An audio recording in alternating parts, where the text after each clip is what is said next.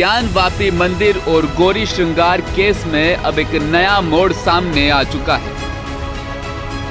दरअसल सर्वे के दौरान जिस जगह शिवलिंग मिलने का दावा किया गया है, वहां का वीडियो अब सामने आ चुका है। ज्ञानवापी का ये वीडियो पुराना जरूर है, लेकिन उसी जगह का है, जिसे लेकर अपने अपने दावे हो रहे हैं। हिंदू पक्ष इसे शिवलिंग बता रहा है, जो 3 फीट ऊंचा है और व्यास 12 फीट 8 इंच है। हिंदू पक्ष सोशल मीडिया पर वायरल इस वीडियो की तस्दीक भी कर रहा है।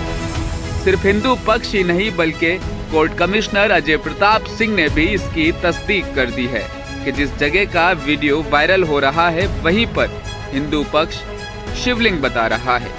हालांकि कोर्ट कमिश्नर विशाल सिंह ने साफ किया है कि जो वीडियो वायरल हो रहा है वो सर्वे के दिन का नहीं है, ये पहले का हो सकता है। बाहर आकर हिंदू पक्ष ने शिवलिंग के दावे को सार्वजनिक कर दिया।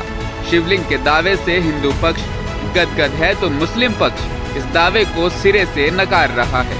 मुस्लिम पक्ष का कहना है कि शिवलिंग का दावा गलत है। जिसे शिवलिंग बताया जा रहा है वो दरअसल फव्वारा है। मुस्लिम पक्ष के वकील मेराजुद्दीन ने कहा कि फव्वारे को शिवलिंग बताया जा रहा है। हिंदू पक्ष शिवलिंग को नंदी की मूर्ति से जोड़कर देख रहा है। भारतीय परंपरा में नंदी अकेले नहीं हो सकते। अगर नंदी है तो उनके मुख के सामने शिवलिंग का होना तय है।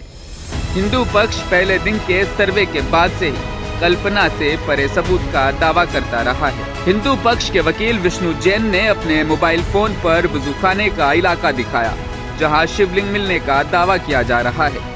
वहीं मुस्लिम पक्ष का दावा है कि जिसे शिवलिंग बताया जा रहा है, दरअसल वह फव्वारा है। AIMIM चीफ असदुद्दीन ओवैसी ने यहाँ तक कह दिया कि ऐसे फव्वारे हर मस्जिद में होते हैं।